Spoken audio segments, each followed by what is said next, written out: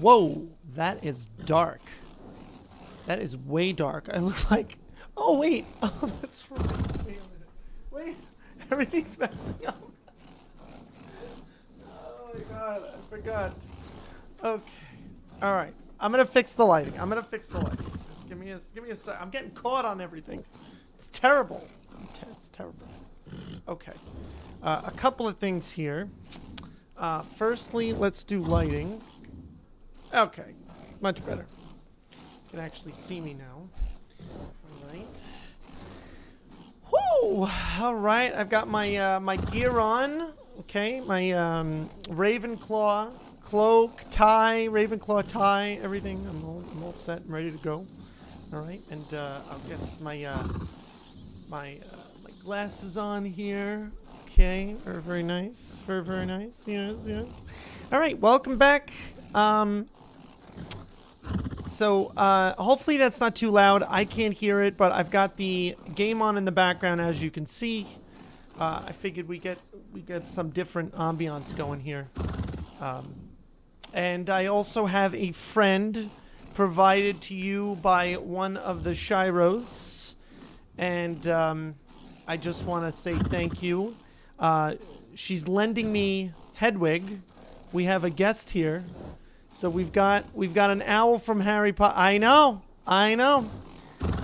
Her kids are great. I love them, but I've got Hedwig.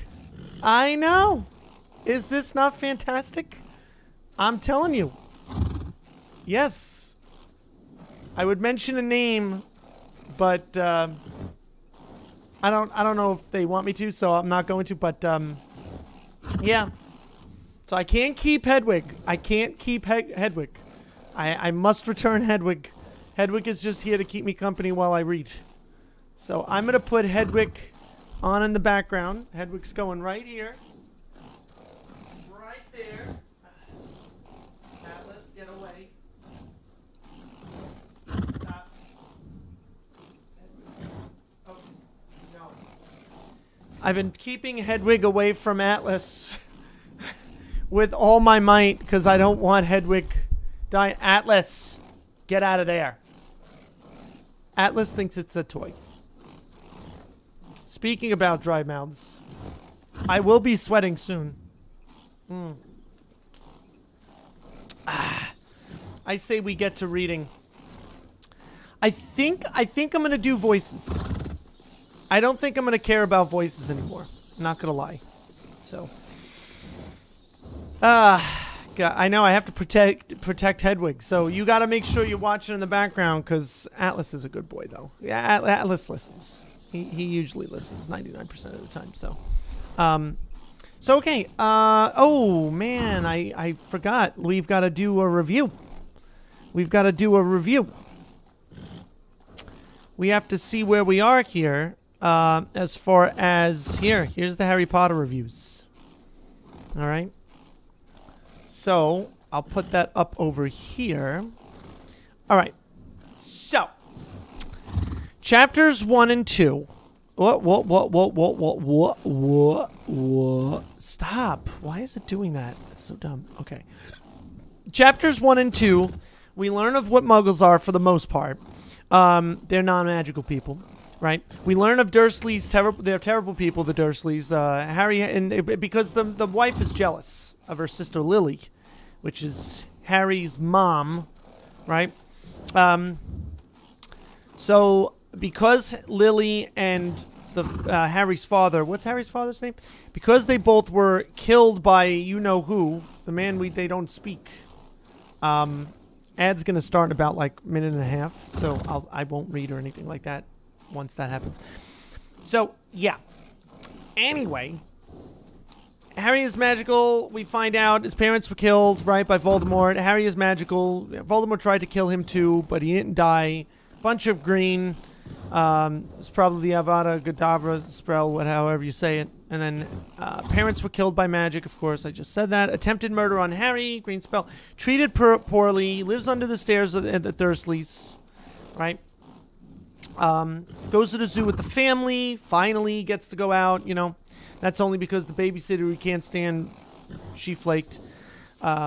Snake happy to escape the glass, because when they went to the zoo, Harry got, when he gets scared or whatever, magic happens. Okay. And then Harry Potter and the Philosopher's Stone, chapters 3 and 4, which we did the last time. Harry still mistreated. Letter comes for Harry. It knows where he is always. Uncle Vernon, he's a meanie. Aunt Petunia, another meanie. Try to keep Harry from... Oopsies. Try to keep Harry from receiving these letters. Harry is taken to a remote location. Uncle Vernon thinks this would work. Harry is in a broken down shack with aforementioned names. Once it hits midnight, Harry is 11. Someone knocks at the door. It's Hagrid. And informs Harry what he is and of his parents' fate, which Harry didn't know. Hagrid got really pissed. Okay, and then Harry has lots to do before arriving at Hogwarts. So that's what we have now. So I'm just going to get this ready for tonight. We're going to do 5 and 6. All right, but I'll keep 3 and 4 up there for whomever. So then that kind of negates the whole... That kind of negates the whole background, doesn't it? I think it does. Hold on, maybe I could make this smaller, you know? Bear with me, people. Bear with me. We could do that. Okay. Okay. I mean, I guess that's kind of better. Ah. Why am I doing that? Maybe I could do this. So you could see something, you know? Okay.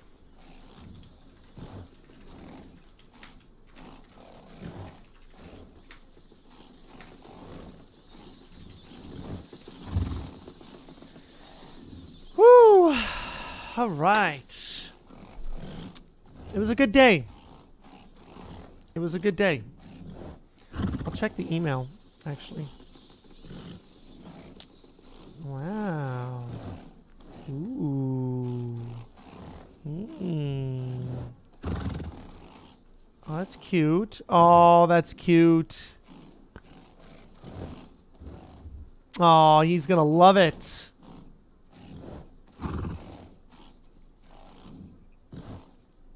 He's gonna love it.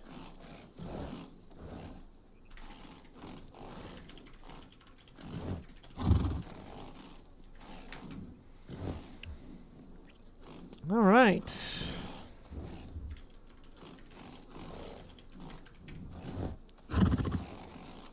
Okay.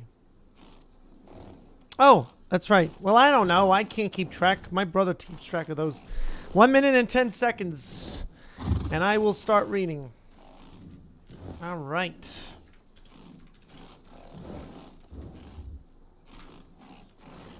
All right. All right. Let's see. Tonight is Diagon Alley. That should be fun. What are we reading today? 5 and 6. Oh, crap. God, Diagon Alley is huge. Maybe we won't do 5 and 6 tonight. Maybe I'll just do one chapter. Because that's pretty big. And then what's 6? This is going to take forever. Oh, my God. Why are these chapters so big?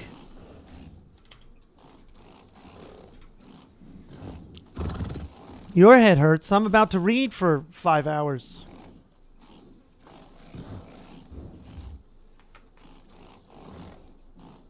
Wow.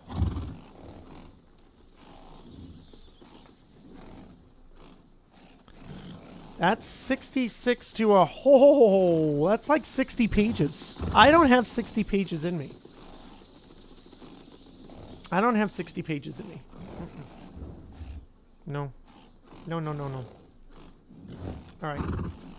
Wait, yeah, yes. Yes. Okay, so I don't think I'm reading 2 chapters tonight because these are hefty chapters. It goes from page 66 to 120. That's a... I don't have that in me. So I'm just going to read, I think, chapter 5 tonight. I think we're just doing Diagon Alley. Yeah. Yeah. All right. I say we get started. Chapter 5, Diagon Alley. Harry woke early the next morning. Although he could tell it was daylight, he kept his eyes shut tight. It was a dream, he told himself firmly.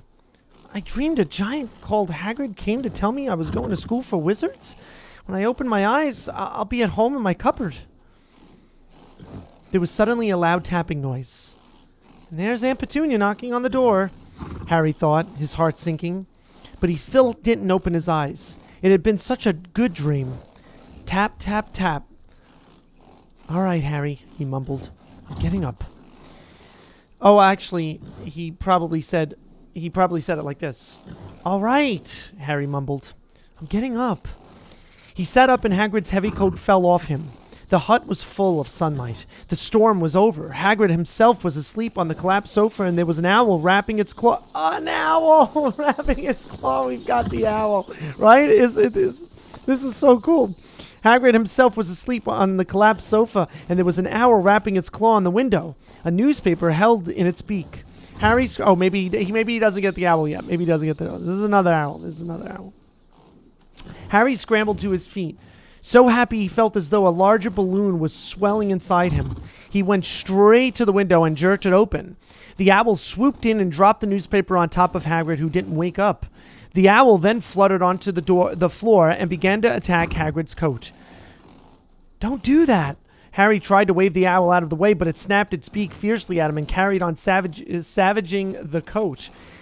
Hagrid, said Harry loudly, there's an owl. Peg him. Hagrid grunted into the sofa. What? He wants paying for delivering the paper. Look in the pockets.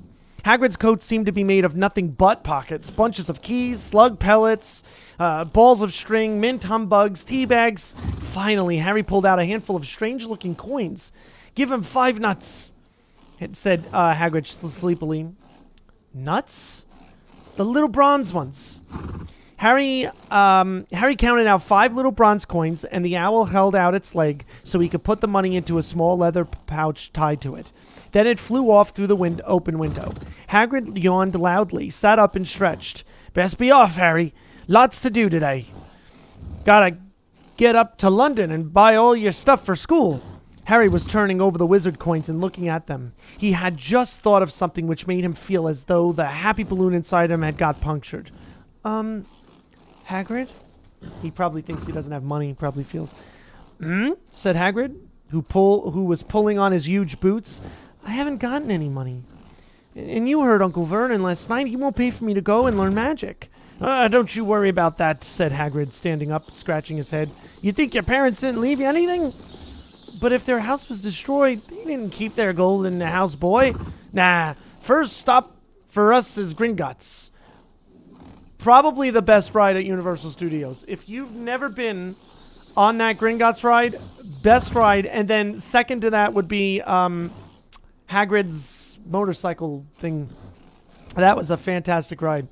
But Gringotts, I think, is my favorite. Let's see. Gringotts, Wizard's Bank. Have a sausage. They're not bad cold. And I wouldn't say no to your birthday cake. I wouldn't say his language. And I wouldn't say no to your birthday cake neither. Wizards have banks? Just the one. Gringotts. Run by goblins.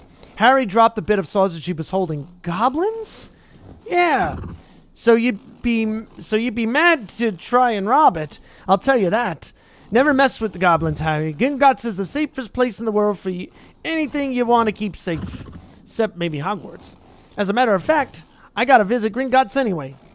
For Dumbledore. Hogwarts business. Hagrid drew himself up proudly. He usually gets me to do important stuff for him. Fetching you, getting things from Gringotts. Knows he can trust me, see? Got everything? Come on then. Harry followed Hagrid out onto the rock. The sky was quite clear now, and the sea gleamed in the sunlight. The boat Uncle Vernon had hired was still there, with a lot of water in the bottom after the storm. How did you get here? Harry asked, looking around for another boat. Flew, said Hagrid. Flew? Yeah. But we'll go back in this. Not supposed to use magic now I've got you. They settled down in the boat, Harry still standing at Hagrid, trying to imagine him flying. Seems a shame to row, though, said Hagrid, giving Harry another of his sideways looks. I'm telling you, Hagrid invented the bombastic side-eye. No, Miro. The roller coaster is amazing. You got to do it.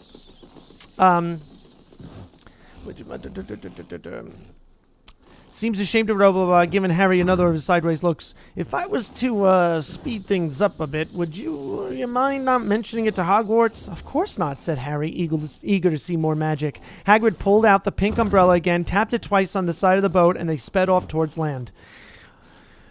Why would you be mad to try and rob Gringotts? Harry asked. Spells, enchantments, said Hagrid, unfolding his newspaper as he spoke. They say there's dragons guarding the high-security vaults. And then you gotta find your way. Gringotts is hundreds of miles under London, see? Deep under the underground. You'd die of hunger trying to get out, even if you did manage to get your hands on some. Harry sat and thought about this while Hagrid read his newspaper, The Daily Prophet. Harry had learned from his Uncle Vernon that people liked to be left alone while they did this, but it was very difficult. He'd never have so many questions in his life. Ministry of Magic, messing things up as usual, Hagrid muttered, turning the page. I literally turned the page right when that said. That's great. There's a Ministry of Magic? Harry asked before he could stop himself. Of course, said Hagrid. They want a Dumbledore for minister, of course, but he'd never leave Hogwarts, so old Cornelius Fudge got the job. Bungler, if ever there was one. So he pelts Dumbledore with arrows every morning, asking for advice. But what does a Ministry of Magic do? Well, their main job is to keep it from the Muggles, that there's still witches and wizards up and down the country. Why? Why? Blimey, Harry, everyone be wanting magic solutions to their problems. Nah, we're best left alone. At this moment, the boat bumped gently into the harbor wall. Hagrid folded up his newspaper and they clambered up the stone steps onto the street. Passers-by stared a lot at Hagrid as they walked through the little town to the station. Harry couldn't blame them. Not only was Hagrid twice as tall as anyone else, he kept pointing at perfectly ordinary things like parking meters and saying loudly, "You see that, Harry? Things these muggles dream up, eh?" Hagrid, said Harry, panting a bit as he ran to keep up. Did you say there are dragons at Gringotts? Well, so they say, said Hagrid. Crikey, I'd like a dragon. You'd like one? Wanted one ever since I was a kid. Here we go. They had reached the station. There was a train to London in 5 minutes' time. Hagrid, who didn't understand Muggle money, as he called it, gave the notes to Harry so he could buy their tickets. People stared more than ever on the train. Hagrid took up 2 seats and sat knitting. I love it. And sat knitting what looked like a canary yellow circus tent. Still got your letter, Harry? He asked as he counted stitches. Harry took the parchment envelope out of his pocket. Good, said Hagrid. There's a list there of everything you need. Harry unfolded a second piece of paper he hadn't noticed the night before and read, Hogwarts School of Witchcraft and Wizardry. Uniform. Here's what they need for the uniform. Ready? First-year students will require 3 sets of plain work robes, black. 1 plain pointed hat, black, for day wear. Okay. 1 pair of protective gloves, dragon hide or similar. Okay. 1 winter cloak, black, silver fastenings. Okay. Please note that all pupils' clothes should carry name tags. Very nice, very nice. Here are the books. Set books. All students should have a copy of each of the following. The Standard Book of Spells, Grade 1, by Miranda Goshawk, I guess. A History of Magic by Bathilda Bagshot. Magical Theory by Adalbert Waffling. Let's see what else. A Beginner's Guide to Transfiguration by Emmerich Switch. 1,000 Magical Herbs and Fungi by Philida Spore. Unless it's Philida. See, I'm not sure on the names. Forgive me. Magical Drafts and Potions by Arsenius Jigger. Fantastic Beasts and Where to Find Them. Oh, that's cute. I like that. Wasn't that like the movie or a new book or something like that? I think I like that. By Newt Scamander. Scamander? The Dark Forces, A Guide to Self-Protection by Quentin Trimble. Here's some other equipment that they're going to need. Hey, Galag. That's cool you saw him at the game. I didn't go because I'm doing this. And since we're reading in like kind of drips and drabs, like chapter by chapter, you know, I didn't really want to cancel tonight. The other equipment that they're going to need is a wand, one cauldron, pewter, standard size 2,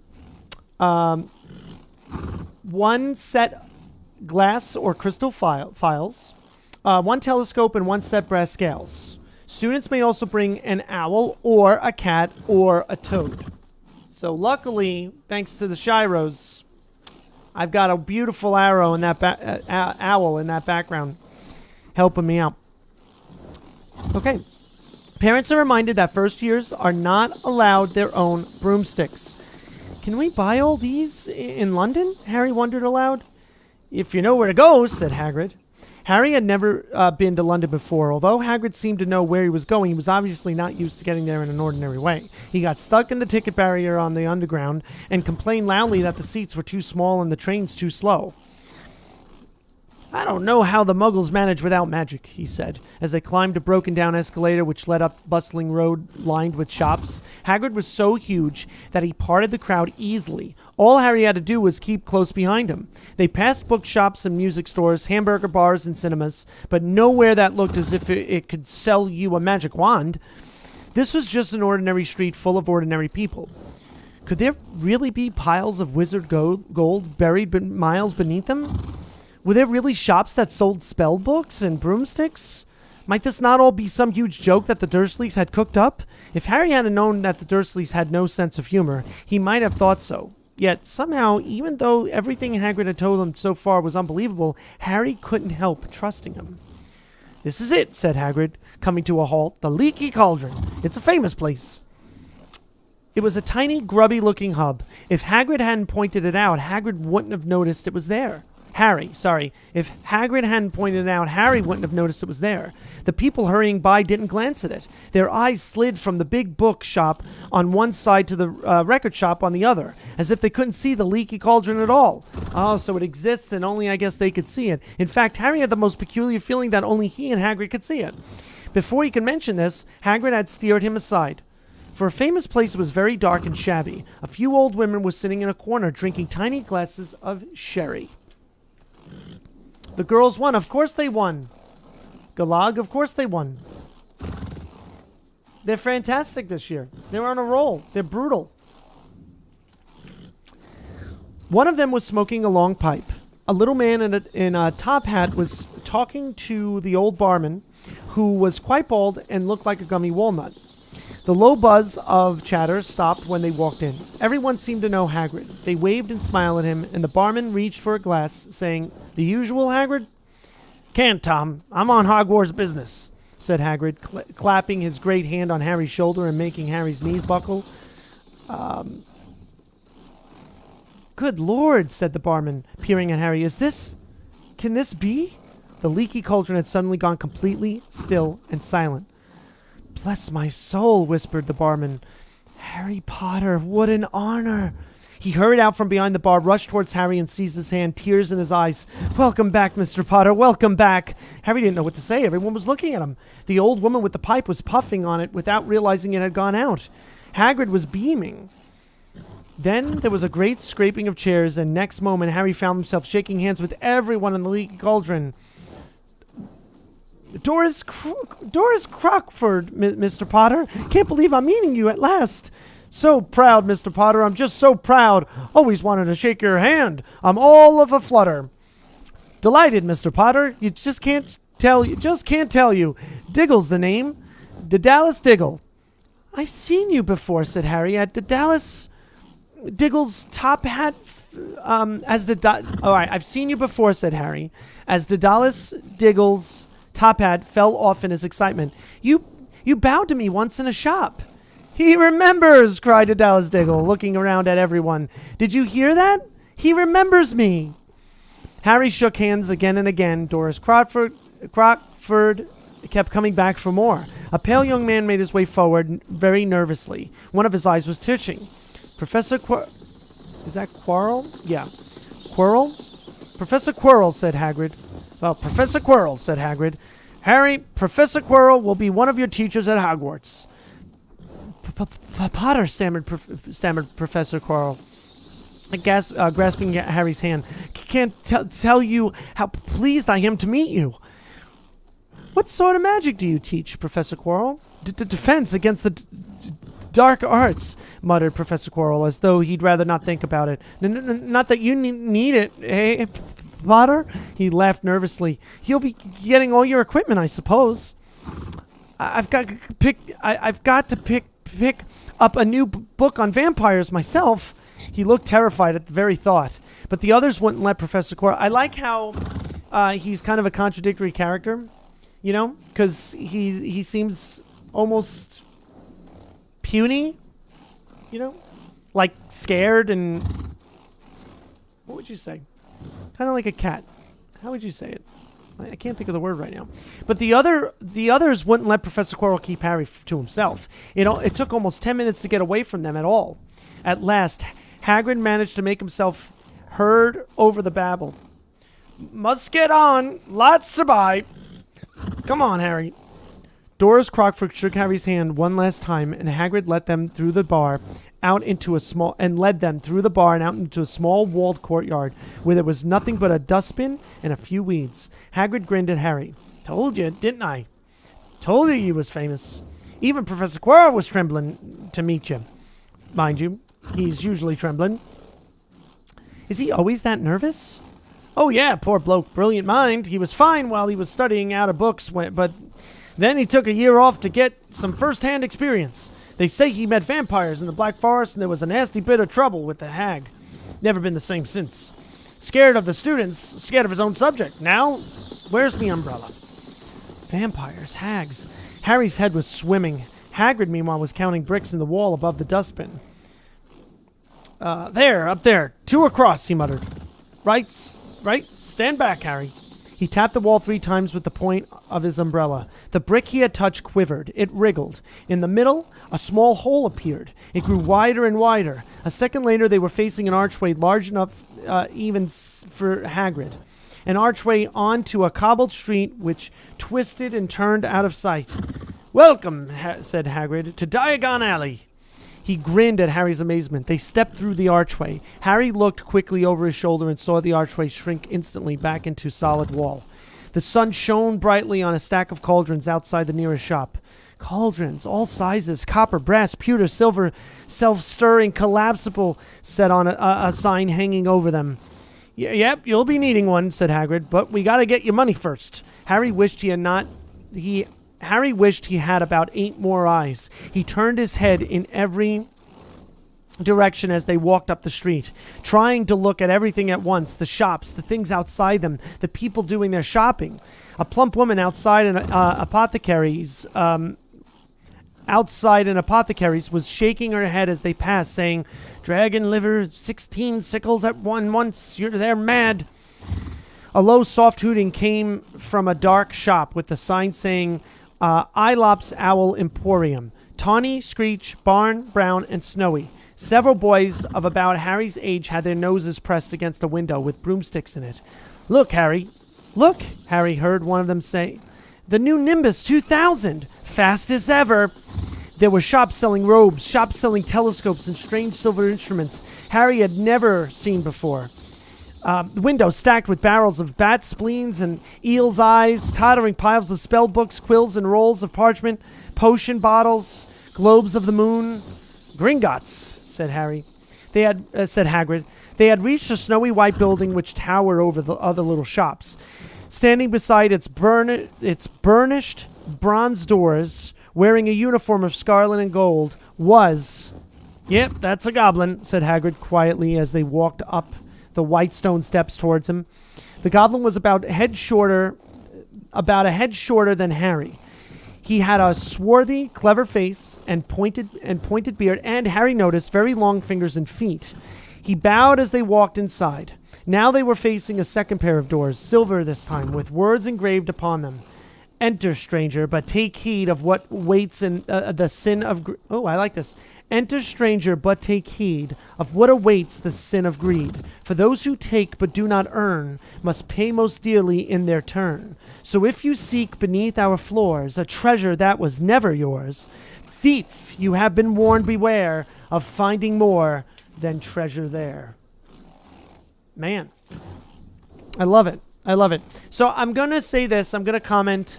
I really do feel as though J.K. Rowling is worth every penny that she is. What is she, a billionaire? Definitely worth it. And that's just for me reading the first 78 pages. You know, you think of the movies, you think of the Universal Studios and all they've done with it. She truly did create. She took something so aged, which is magic, and she really put a twist on it. She made it her own. Like I said, ye be mad to try to rob it, said Hagrid. A pair of goblins bowed them through the silver doors, and they were in a vast marble hall. About 100 more goblins were sitting on high stools behind a long counter, scribbling in large ledgers, weighing coins on brass scales, examining precious stones through eyeglasses. There were too many doors to count leaning off the hall, and yet more goblins were showing people in and out of these. Hagrid and Harry made for the counter. "Morning," said Hagrid to the free goblin. "We've come to take some money out of Mr. Harry Potter's safe." "You have his key, sir?" "Got it here somewhere," said Hagrid, and he started emptying his pockets onto the counter, scattering a handful of moldy dog biscuits over the goblin's book of numbers. The goblin wrinkled his nose. Harry watched the goblin on their right, weighing a pile of rubies as big as glowing coals. "Got it," said Hagrid at last, holding up a tiny golden key. The goblin looked at it closely. "That seems to be in order." "Ah, I've also got a letter here from Professor Dumbledore," said Hagrid importantly, throwing out his chest. "It's about the you-know-what in Vault 713. The goblin read the letter carefully. "Very well," he said, handing it back to Hagrid. "I will have someone take you down to both vaults." Griphook! Griphook was yet another goblin. Once Hagrid had crammed all the dog biscuits back inside his pockets, he had Harry followed Griphook towards one of the doors leading off the hall. What's the you-know-what in Vault 713? Harry asked. "Can't tell you that," said Hagrid mysteriously. "Very secret. Hogwarts business. Dumbledore's trusted me. More of my job's worth to tell you that." Griphook held the door open. Remember, Griphook is the goblin showing them around. Griphook held the door open for them. Harry, who had expected more marble, was surprised. They were in a narrow stone passageway lit with flaming torches. It sloped steeply downwards, and there were little railway tracks on the floor. Griphook whistled, and a small cart came hurtling up the track towards them. They climbed in, Hagrid with some difficulty, and were off. At first they just hurtled through a maze of twisting passages. Harry tried to remember left, right, left, middle fork, right, left, but it was impossible. The rattling cart seemed to know its own way because Griphook wasn't steering. Harry's eyes stung as the cold air rushed past them, but he kept them wide open. Once he thought he saw a burst of fire at the end of a passage and twisted around to see if it was a dragon, but too late. They plunged even deeper, passing an underground lake where huge stalactites and stalagmites grew from the ceiling and floor. All right, so for those of you that don't know what a stalactite and stalagmite are, I'm going to show you visually. Stalactite, and I'll do this. Versus stalagmite. And then I'm going to teach you an easy way to remember. Because all you need to do is just remember one. Okay. That's definitely not what I wanted to do. We'll go to images. Okay. Okay. So I'm going to go right here. Okay. So when you're in a cave and you're looking in said cave, is there a better picture? Okay. Maybe this one. I think this one will be better. All right. So when you're looking in a cave or you're going through a cave and you see like rocky things kind of growing from the ground, those are stalagmites. And when you see them hanging, they're stalactites. Good way to remember this would be think of mites like bugs, and they crawl on the floor. At least this is how I've always remembered them. So stalagmites, mites crawl on the floor. Stalagmites, those are the ones that you find on the floor. And then all you have to do is remember that one, because then you know the opposite would be stalactites. And Miro, because you hate bugs, will help you probably remember that even better, because it'll be etched in your mind. So stalagmites, floor, like mites, bugs crawl on the floor, and then stalactites, you can even think of it as maybe these things have to hold on tight because they're hanging. That's another good way too. So stalagmites on the floor, stalactites on the top. Bam. Thank you so much. Can you guys read that? I just want to know if you guys could read that. This thing right here.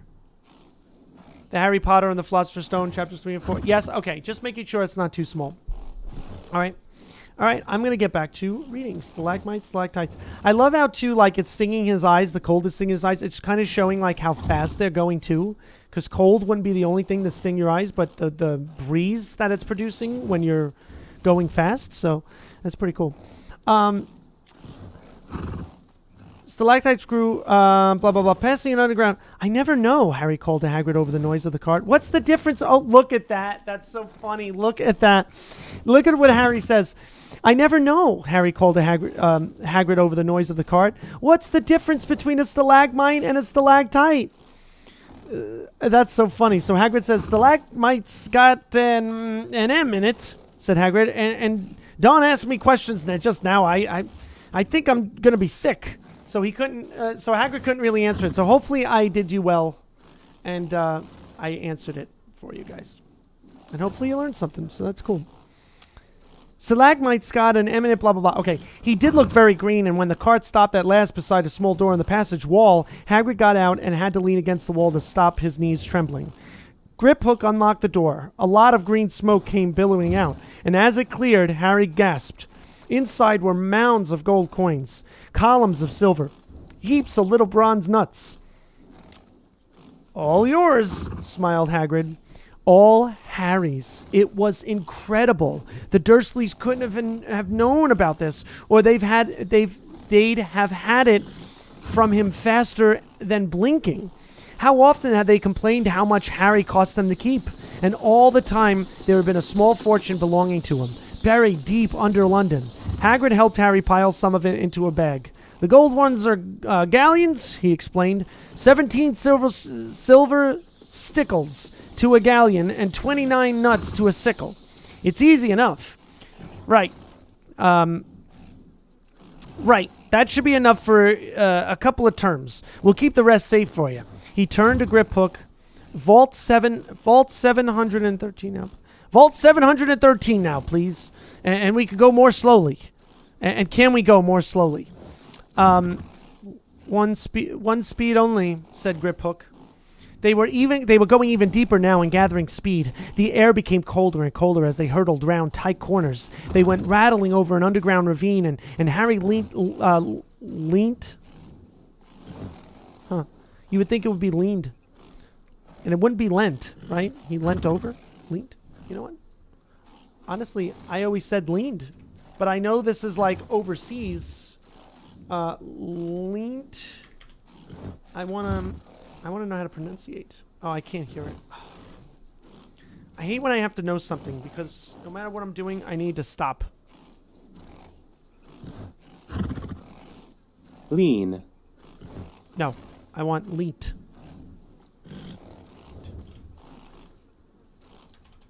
Sorry, guys. I'm looking this up.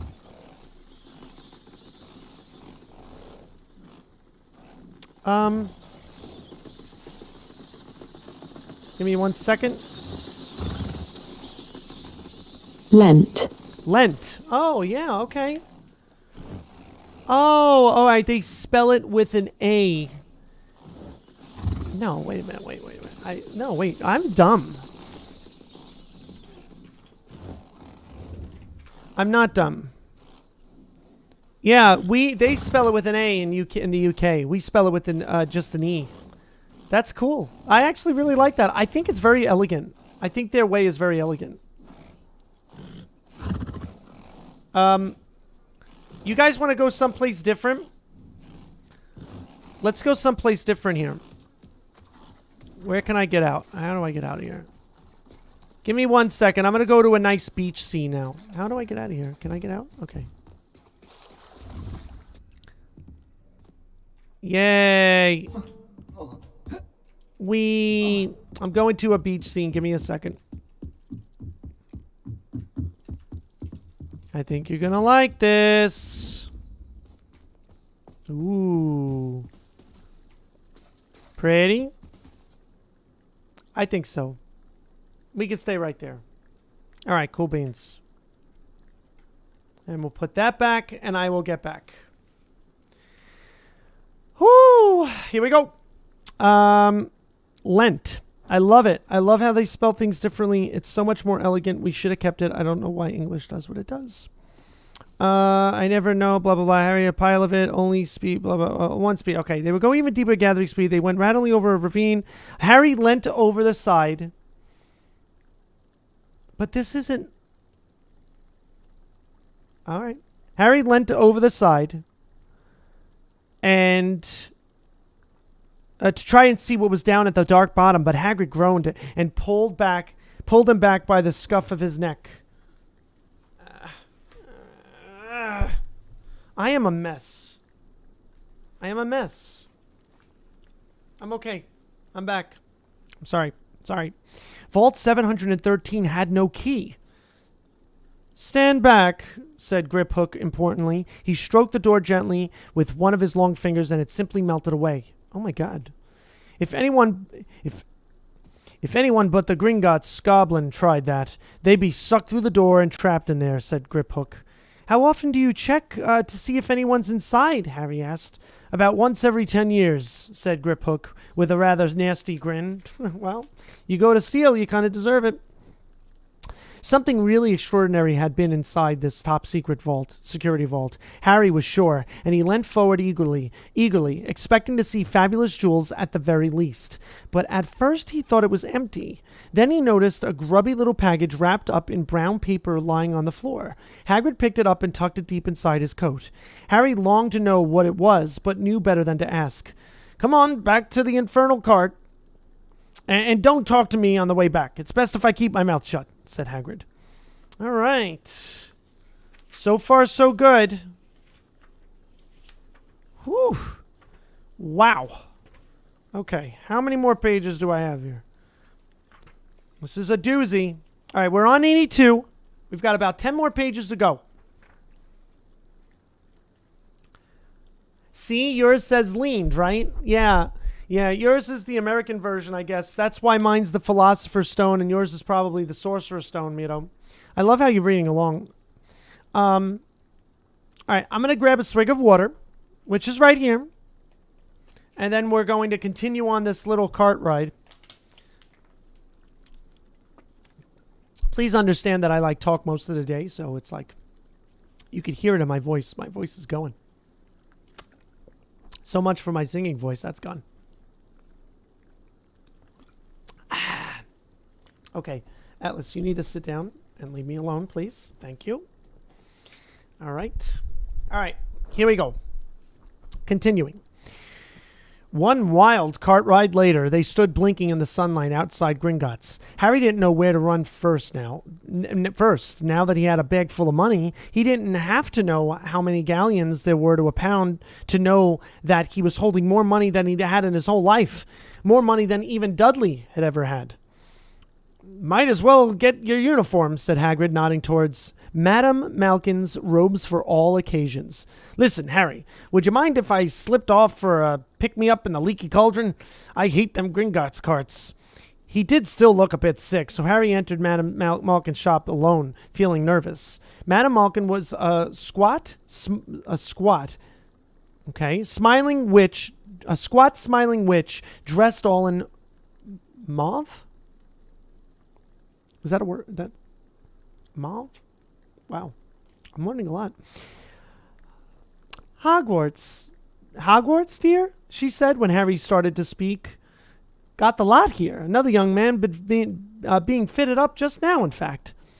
In the back of the shop, a boy with a pale, pointed face was standing on a footstool while a second witch pinned up his long black robes. Madame Malkin stood Harry on a stool next to him, slipped a long robe over his head, and began to pin it to the right length. "Hello," said the boy. "Hogwarts too?" "Yes," said Harry. "My father's next door buying my books, and mother's up the street looking at wands," said the boy. He had a bored, drawling voice. "Oh, okay. Then I'm going to... I'm sorry. I don't know how the voices sound until it's too late. So I'm just going to continue this voice. Then I'm going to drag them off. Then I'm going to drag them off to look at racing brooms. I don't see why first years can't have their own. I think I'll bully father into getting me one, and I'll smuggle it in somehow." Harry was strongly reminded of Dudley. Have you got your own broom?" the boy went on. "No," said Harry. "Play Quidditch at all?" "No," Harry said again, wondering what on earth Quidditch could be. "I do. Father says it's a crime if I'm not picked to play for my house, and I must say I agree. Know what house you'll be in yet?" "No," said Harry, feeling more stupid by the minute. "Well, no one really knows until they get there, do they? But I know I'll be in Slytherin. All our family has been. Imagine being in Hufflepuff. I think I'd leave, wouldn't you?" That's such an insult. Hufflepuffians out there, I personally wouldn't take that kind of disrespect. Said Harry, wishing he could say something a bit more interesting. "I say, look at that man," said the boy suddenly, nodding towards the front window. Hagrid was standing there, grinning at Harry and pointing at 2 large ice creams to show he couldn't come in. "That's Hagrid," said Harry, pleased to know something the boy didn't. "He works at Hogwarts." "Oh," said the boy, "I've heard of him. He's sort of a servant, isn't he?" "He's the gamekeeper," said Harry. He was liking the boy less and less every second. "Yes, exactly. I heard he's a sort of savage. Lives in a hut in the school grounds, and every now and then he gets drunk, tries to do magic, and ends up setting fire to his bed." "I think he's brilliant," said Harry coldly. "Do you?" said the boy with a slight sneer. "Why is he with you? Where are your parents?" "They're dead," said Harry shortly. He didn't feel much like going into the matter with this boy. "Oh, sorry," said the other, not sounding sorry at all. "Oh, sorry," said the other, not sounding sorry at all. "But they were our kind, weren't they?" "They were a witch and wizard, if that's what you mean." "I really don't think they should let the other sort in, do you? They're just not the same. They've never been brought up to know our ways. Some of them have never even heard of Hogwarts until they get the letter. Imagine? I think they should keep it in the old wizarding families. What's your surname, anyway?" But before Harry could answer, Madame Malkin said, "That's you done, my dear," said, and Harry, "That's you done, my dear." And Harry, not sorry for an excuse to stop talking to the boy, hopped down from the footstool. "Well, I'll see you at Hogwarts, I suppose," said the drawling boy. Harry was rather quiet as he ate the ice cream Hagrid had bought him. Chocolate and raspberry with chopped nuts. Oh, I love raspberry. I love chocolate. And when you mix those two together, so freaking good. The Publix has these like even chocolate covered pomegranates. Oh, so good. So good. Anything with like a tart and chocolate is delicious. "What's up?" said Hagrid. "Nothing," Harry lied. They stopped to buy parchment and quills. Harry cheered up a bit when he found a bottle of ink that changed color as you wrote. When they had left the shop, he said, when they left the shop, Harry said, "Hagrid, what's Quidditch?" "Blimey, Harry, I keep forgetting how little you know. Not knowing about Quidditch." "Don't make me feel worse," said Harry. He told Hagrid about the pale boy and Madame Malkin's. "And he said people from Muggle families shouldn't even be allowed in." "You're not from a Muggle family." "If he'd known who you were, he's grown up knowing your name if his parents are wizard and folk. You saw him in the Leaky Cauldron.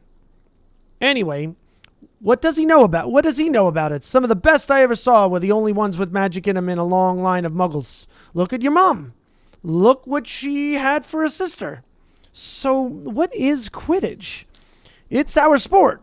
Wizard sport. It's like football in Muggle world. Everyone follows Quidditch. Played up in the air on broomsticks, and there's 4 balls. Sort of hard to explain the rules." "And what are Slytherin and Hufflepuff?" "Schoolhouses. There's 4. Everyone says Hufflepuff are a lot of duffers, but I bet I'm a Hufflepuff," said Harry gloomily. Better Hufflepuff than Slytherin, said Hagrid darkly. There's not a single witch or wizard who went bad who wasn't in Slytherin. You know who was one. You know who was at Hogwarts? Years and years ago, said Hagrid. They bought Harry's school books in a shop called Flourish and Blots, where the shelves were stacked to the ceiling with books as large as paving stones bound in leather, books the size of postage stamps and covers of silk, books full of peculiar symbols, and a few books with nothing in them at all. Even Dudley, who never read anything, would have been wild to get his hands on some of these. Hagrid almost had to drag Harry away from curses and counter-curses, bewitch your friends, and befuddle your enemies with the latest revenges, hair loss. If anyone says one thing about hair loss, I am not going to be happy. In fact, I will call you a muggle. Jelly Legs, Tongue Tying, and much, much more by Professor Vindictus Viridian. I love the names because they're very Latin-y, A, and B, it's like vindictive, getting back at somebody, I love it. I was trying to find out how to curse Dudley. I'm not saying that's not a good idea, but you're not to use magic in the Muggle world except in very special circumstances, said Hagrid. And anyway, you couldn't work any of them curses yet. You'll need a lot more study before you get to that level. Hagrid wouldn't let Harry buy a solid gold cauldron. Harry wouldn't let Hagrid wouldn't let Harry buy a solid gold cauldron either. It says pewter on your list. But they got a nice set of scales for weighing potion ingredients and a collapsible brass telescope. Then they visited the apothecary's, which was fascinating enough to make up for its horrible smell. A mixture of bad eggs and rotted cabbages. Barrels of slimy stuff stood on the floor. Jars of herbs, dried roots, and bright powders lined the walls. Bundles of feathers, strings of fangs, and snarled claws hung from the ceiling. While Hagrid asked the man behind the counter for a supply of some basic potion ingredients for Harry, Harry himself examined silver unicorn horns at 21 galleons each and minuscule, glitteringly black beetle eyes, 5 nuts a scoop. Beetle eyes. Interesting. Outside the apothecary's, Hagrid checked Harry's list again. Just your wand left. Oh, yeah, and I still haven't got you a birthday present. Harry felt himself go red. You don't have to. I know I don't have to. Tell you what, I'll get your animal. Not a toad. Toads went out of fashion years ago. You'd be laughed at. I don't think like cats. They make me sneeze. I'll get you an owl. All the kids want owls. They're dead useful, carry a post and everything.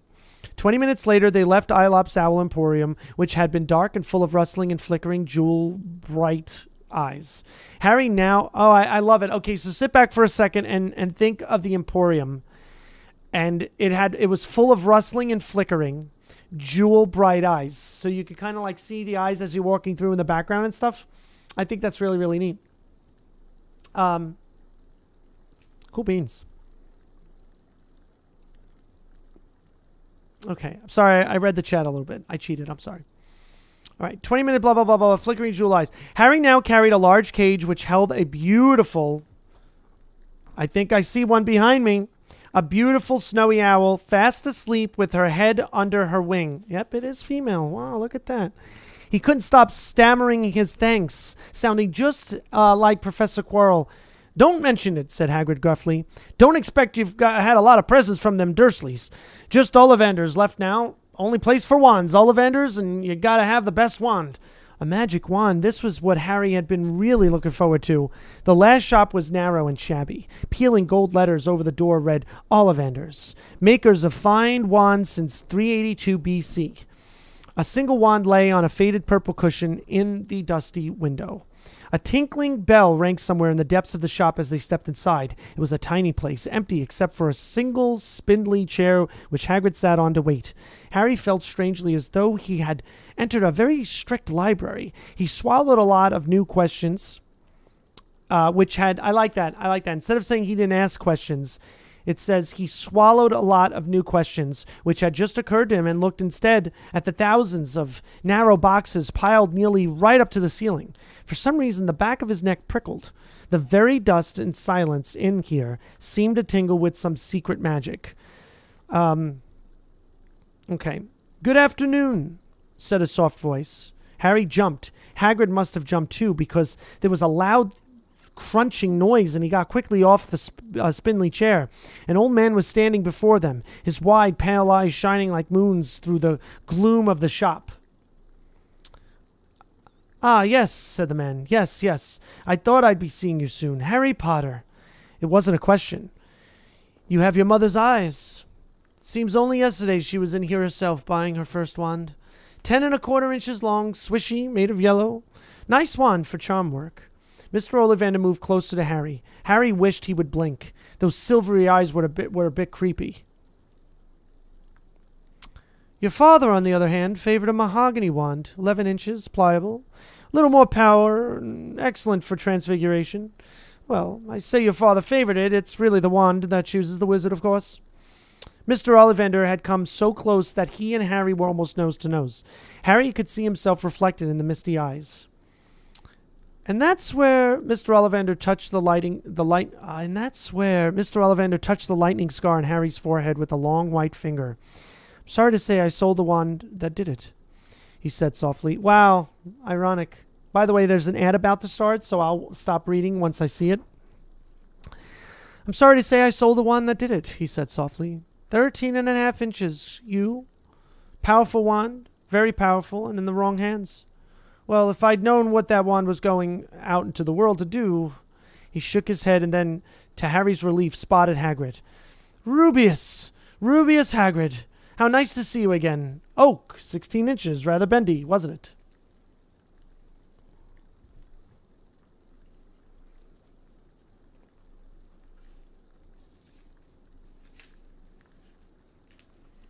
Right. A flip of 2 more pages, guys.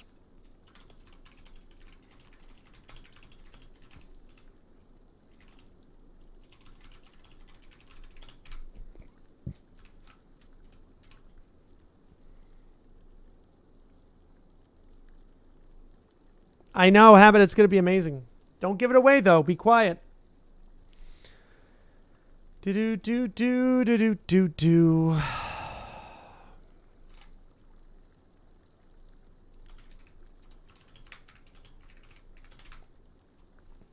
Ba-do-boo-boo-do-do-do-do-do.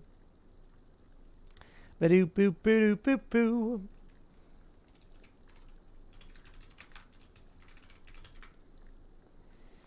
I'm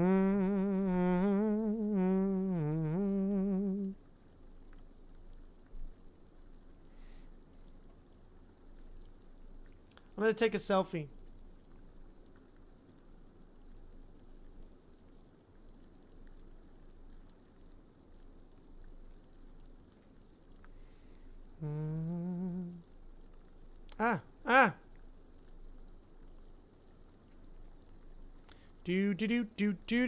Do. Beautiful. Beautiful. All right. 50 seconds. And back. Da-da-da-da-da-da. You don't want to see the selfie. I look terrible. You don't want to see ugly. No. No. You know what, Habit? I'm going to tell my brother what you have now. How about that? Ruin everything. I'll ruin everything. Be careful who you tell your secrets to. 20 seconds. And then I'm back. Don't Atlas. No. He needs to learn. Just sit down. 10 seconds and I'm back. I kind of like the longer ads because then we get them less. You know, the frequency is less. All right. Here we go. Rubeus Hagrid. How nice to see you again. Oak, 16 inches. Rather bendy, wasn't it? It was, sir. Yeah, it was, sir. Yes, said Hagrid. Good wand, that one, but I suppose they snapped it in half when you got expelled, said Ollivander, suddenly stern. Yes, yeah, they did, yes, said Hagrid, shuffling his feet. I've still got pieces, though, he added brightly. But you don't use them, said Mr. Ollivander sharply. Oh, no, sir, said Hagrid quickly. Harry noticed he gripped his pink umbrella very tightly as he spoke. Said Mr. Ollivander, giving Hagrid a piercing look. Well, now, Mr. Potter, let me see. He pulled a long tape measure with silver markings out of his pocket. Which is your wand arm? Well, I'm right-handed, said Harry. Hold out your arm. Is that it?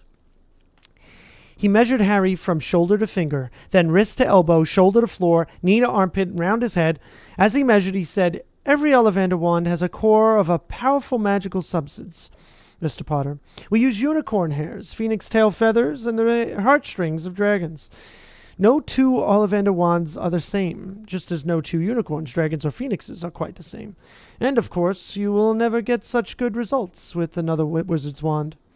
Harry suddenly realized that the tape measure, which was measuring between his nostrils, was doing this on its own. Mr. Ollivander was flitting around the shelves, taking down boxes. That will do, he said, and the tape measure... That'll do, he said, and the tape measure crumbled into a heap on the floor. Right, then, Mr. Potter, try this one. Beechwood and dragon heartstring. 9 inches. Nice and flexible. Just take it and give it a wave. Harry took the wand and, feeling foolish, waved it around a bit, but Mr. Ollivander snatched it out of his hand almost at once. Maple and phoenix feather. 7 inches. Quite whippy. Harry tried, but he had hardly raised the wand when it, too, was snatched back by Mr. Ollivander. No. Here, ebony and unicorn hair. 8.5 inches, springy. Go on. Try it out. Harry tried and tried. He had no idea what Mr. Ollivander was waiting for. The pile of tried wands was mounting higher and higher on the spindly chair, but the more wands Mr. Ollivander pulled from the shelves, the happier he seemed to become. Tricky customer, eh? Not to worry, we'll find the perfect match here somewhere. I wonder now, yes, why not? Unusual combination. Holly and phoenix feather. 11 inches, nice and supple. Harry took the wand. He felt a sudden warmth in his fingers. He raised the wand above his head, brought it swishing down through the dusty air, and a stream of red and gold sparks shot from the end like a firework, throwing dancing spots of light onto the walls. Hagrid whooped and clapped, and Mr. Ollivander cried, Oh, bravo! Yes, indeed, oh, very good. Well, how curious, how very curious. He put Harry's wand back into its box and wrapped it in brown paper, still muttering, Curious. Sorry, said Harry, but what's curious? Mr. Ollivander fixed Harry with his pale stare. I remember every wand I've ever sold, Mr. Potter. Every single wand. It so happens that the phoenix whose tail feather is in your wand. Okay, hold on. Let me read this a little more clearly. Every single one. It so happens that the phoenix whose tail feather is in your wand gave another feather, just one other. It is very curious indeed that you should be destined for this wand when its brother gave you that scar. Oh my God. I'm sorry, but this is written so well. This is written so well.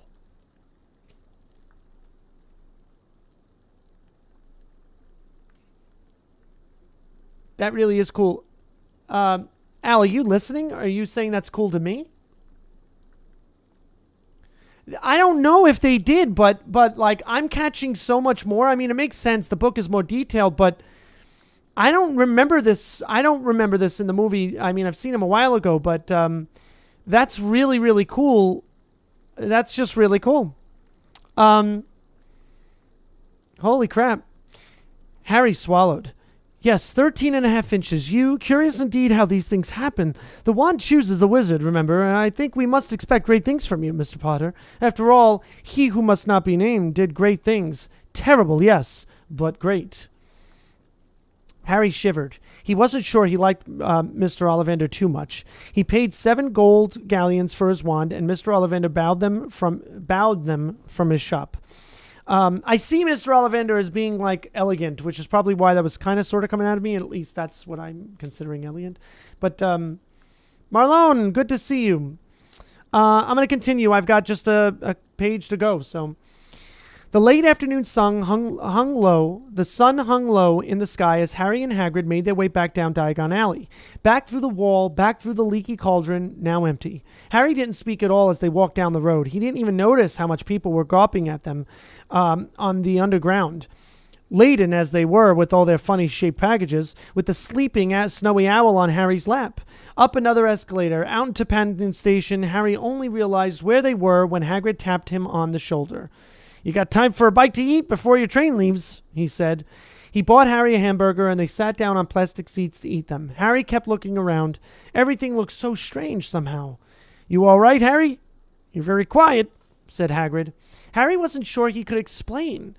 He just had the best birthday of his life, and yet he chewed his hamburger trying to find the words. "Everyone thinks I'm special," he said at last. "All those people in the leaky cauldron, Professor Quirrell, Mr. Ollivander. But I don't know anything about magic at all. How can they expect great things? I'm famous, and I can't even remember what I'm famous for.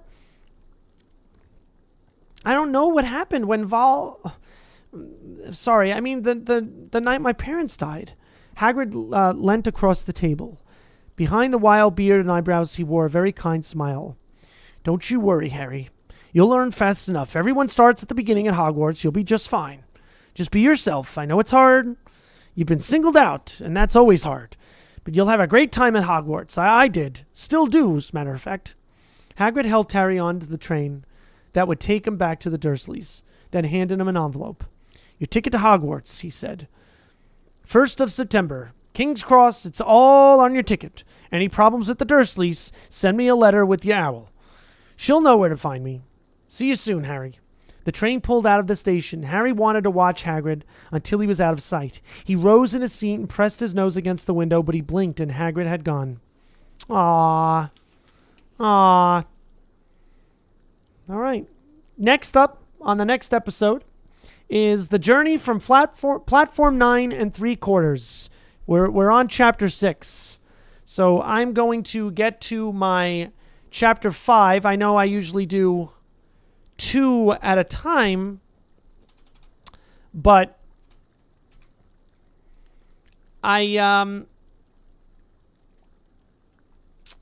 it's just so large. It's just a lot. It would have been 60-something pages. So, I mean, I'll read chapter 6 come Thursday, and now I'm going to write down the notes for then.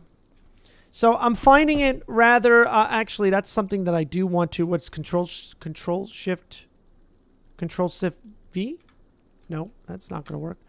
It's Control Shift something. Hold on. I want to do bullet points. It's Control Shift, 8. Okay. Well, I might as well hit it now. Okay. Harry goes to Diagon Alley to retrieve items. But he didn't do this first.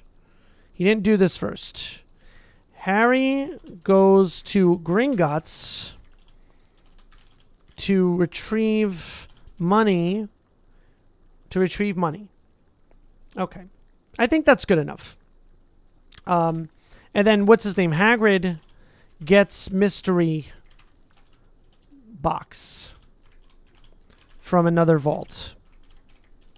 Okay. Harry goes to Diagon Alley to retrieve items. Okay. His wand, in particular,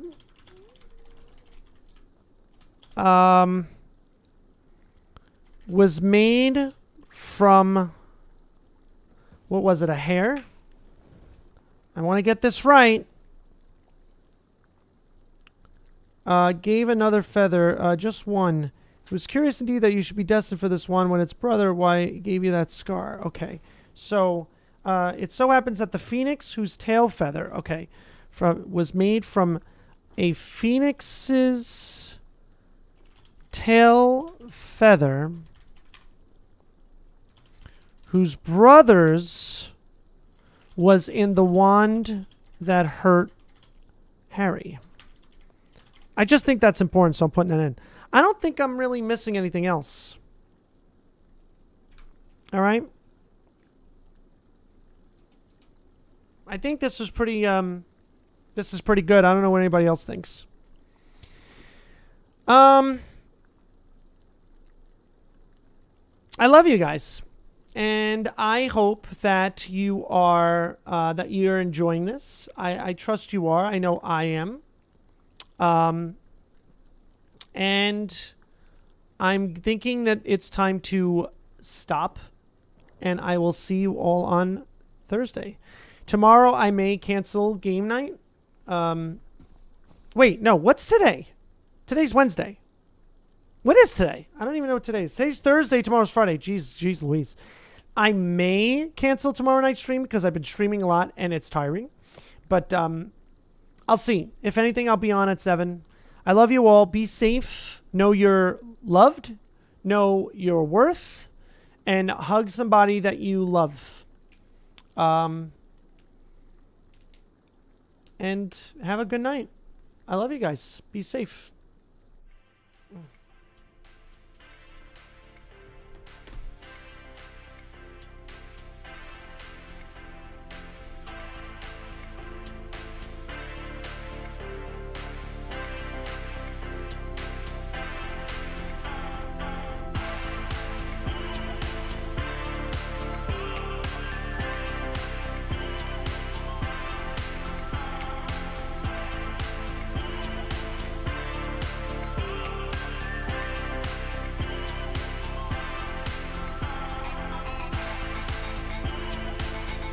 Oh, shoot.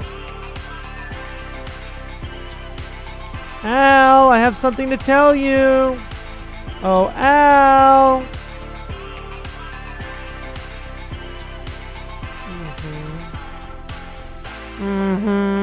Miro gets it. Yeah. Oh, I'll tell him you said hi, among other things.